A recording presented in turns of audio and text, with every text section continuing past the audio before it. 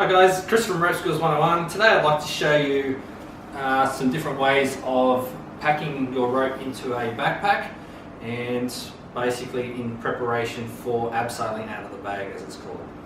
So first thing with abseiling out of the bag is, why do we need to abseil out of the bag? And that's because as we're abseiling down a pitch, primarily in a cave, although it's applicable in canyons as well, we like to be able to we want the rope to go where we are going.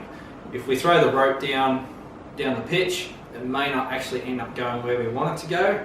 So therefore we get down to a certain point and then we find ourselves having to pull the rope back up again to feed it back over to the other side. So it's a really handy technique, especially if there's a few variables or changes of direction midway down a pitch. So one of the most important safety rules of abseiling out of the bag is we need to make sure that we don't abseil off the end of the rope. So we need to put a knot in the end of the rope, just any kind of knot, it's just a stopper knot. You can just use a typical double overhand knot. It doesn't use up too much rope and it'll basically stop you from abseiling off the end of the rope. But what that doesn't do is it doesn't tie the rope to the bag. So that's what we actually want to do. So this knot actually serves two purposes. One, it's a stopper knot, and two, it actually connects the bag to the end of our rope. So if the rope doesn't reach the ground, we don't end up with the bag just falling off and losing the bag potentially. Another advantage to tying it to the bag is that it means that people can actually visually inspect the bag with the knot already tied to the bag, and they know there's a stopper knot already there before they even think about abseiling off it. So the knot I like to use, again, I try to be efficient with the knots that I use that use up the smallest amount of rope. I'm a big fan of the barrel knot. So I'm just tying a barrel knot straight through one of the loops on the bag, and then I can pull it tight and it cinches up, and I've hardly used up any rope and it's all attached. So then it's just a matter of coiling or feeding the rope into the pack. There's a few different ways of doing it. If you're just on your own, one way of doing it is just create these little mini butterfly coils. Just do about half a dozen and then feed it in and continue to do the same thing.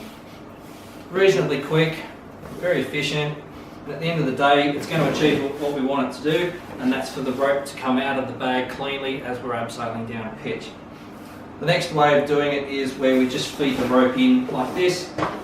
Again, it's pretty quick, works well, but if you really want to get quick at it, best way to do it, have a spare carabiner, clip it onto your chin strap with your helmet, clip the rope into the carabiner, and then just feed the rope in really quick, and you'll have the rope done in no time.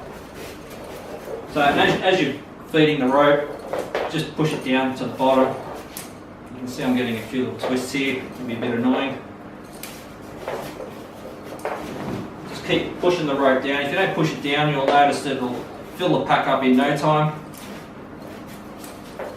This is a 60-metre rope, so it's give you an idea of how long it's taking me.